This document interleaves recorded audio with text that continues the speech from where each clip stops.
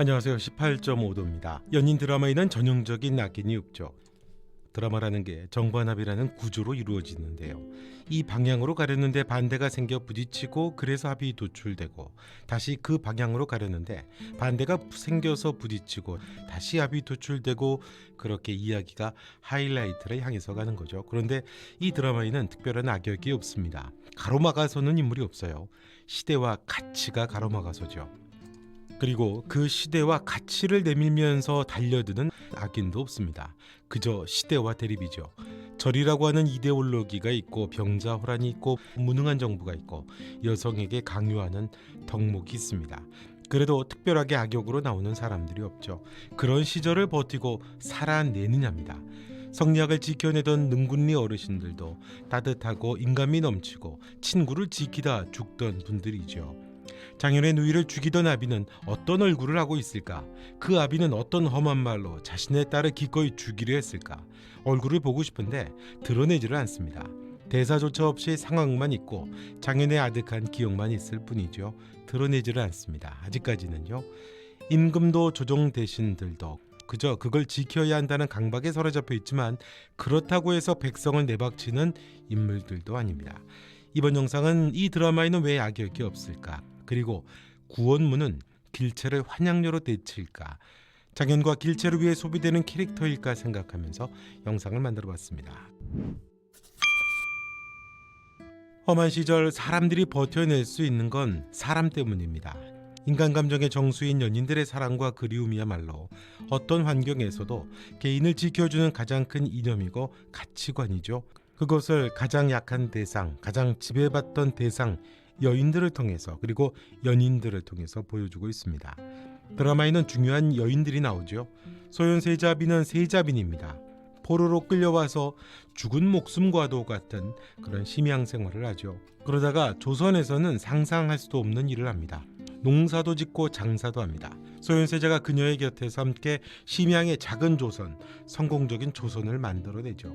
양천이 사랑하게 될 과부는 어떤 이유인지 아직 공개는 되지 않았지만 오랑캐의 포로로 끌려와서 아기까지 갖게 됩니다. 이게 이전의 아기인지는 알 수 없지만요. 조선이라면 죽어야 하는 여인입니다. 처음에 양천도 그렇게 천대하면 멀리하지만 이 여인도 결국 살게 되고 양천과 연인이 될 것 같습니다. 그 여인을 지켜내고 살아갈 수 있도록 한 건 결국 양천이었죠. 그립고 사랑하는 감정이 절망 속에서도 삶의 활력과 희망을 줬습니다. 길체에는 장현이 될 것 같고요. 그렇게 보면 벙어리였던 송추 노인의 아내 역시 참 행복했던 사람입니다. 벙어리 여인이지만 그녀에게는 송추라는 남자가 곁에 있었죠. 다시 태어나도 자신과 결혼할 거라고 하고 알뜰살뜰 자신을 챙겨주고 죽는 순간에도 함께 해주는 사람이었습니다. 그래서 죽는 순간에도 그녀는 행복한 미소를 띠면서 죽죠. 극 반대편에는 장현의 누이가 있습니다. 곁에 아무도 없었죠. 가족조차 그녀를 지켜주지 못했습니다. 장현은 너무 어렸고요. 그리고 치욕의 파도가 두려웠던 누이는 결국 버티지도 살아내지도 못하고 자살을 했습니다. 그때는 병자호란도 아니었는데요. 험한 시절을 살아야 하는 시대, 작가가 들이우는 시선은 사람이죠. 그걸 연인을 빌어서 강렬하게 구체화한 것 같습니다. 사람이 사람을 지탱하고 버텨내게 하는 가장 강렬한 인간 감정의 정수, 그건 사회나 국가가 막을 수도 있는 것도 아니고 어떤 제도가 통제할 수도 없는 겁니다.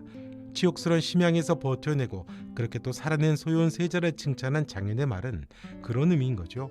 버텨내고 살아남는 것, 살아내는 것보다 더 위대한 가치는 없는 거죠. 그럼 구원무를 생각해보죠. 과연 길체를 환양료로 대우하며 그녀를 내칠까? 물론 그럴 수도 있겠죠. 작가의 마음이니까 오랑캐에게 몸을 더럽힌 환양료라고 내칠 수도 있겠죠.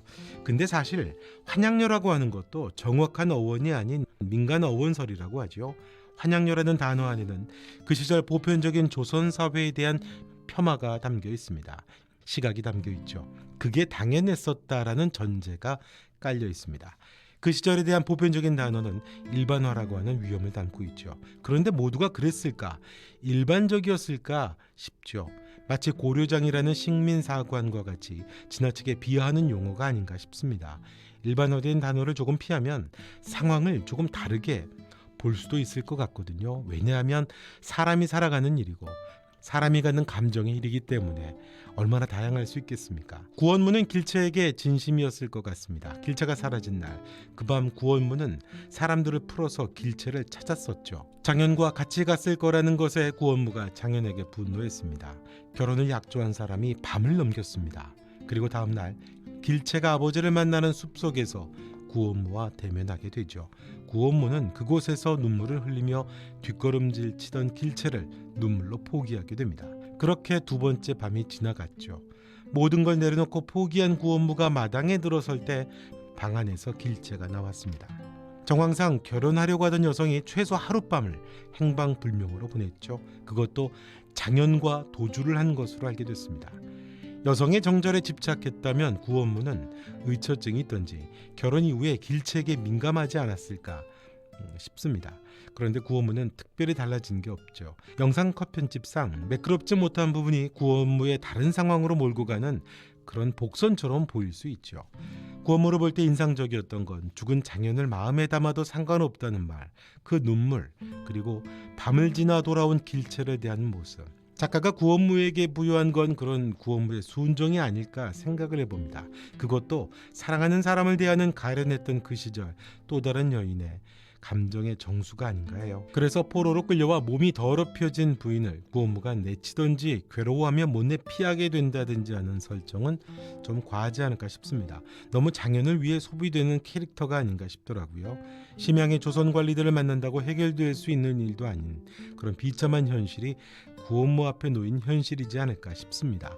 종사관이지만 구원무 역시 힘없던 그 시절을 살아야 했던 사람이니까요. 아무튼 그건 작가의 선택이겠죠. 작가의 선택을 지켜보는 것도 재미있을 것 같습니다. 작가가 말한 것처럼 인간 감정의 정수라는 게 뭘까요? 연인이라는 제목을 떠올리면 그건 사랑이겠죠. 그 사랑 안에 파생되는 또 다른 감정이 그리움이겠고요. 그게 그 시절 힘없는 개인을 지켜주는 가치고 이데올로기겠죠. 나라님도 조정도 성리학도 지켜주지 못하던 시절입니다. 어떤 척박한 환경이라도 버텨내고 살아가게 하는 건 그리워하고 사랑하는 사람이 있다는 거죠. 그 감정이 살아가게 하는 힘이고요. 그것이 성리학보다도 더 위대한 힘이겠죠. 구원무도 그 무리 안에 들어가지 않을까 싶습니다. 정반합으로 정과 반이 만나 충돌하고 새로운 방향을 향해 가며 꿈을 꿔가던 연인들은 다시 새로운 반대, 저항을 만나겠죠. 다시 조선으로 그렇게 돌아올 때 세자빈도 양천의 연인들의 방향이 정해지겠죠. 오늘 영상은 여기까지 하겠습니다. 영상 좋으셨다면 구독과 좋아요, 알람 설정도 부탁드리겠습니다. 지금까지 18.5도였습니다. 또 뵙겠습니다.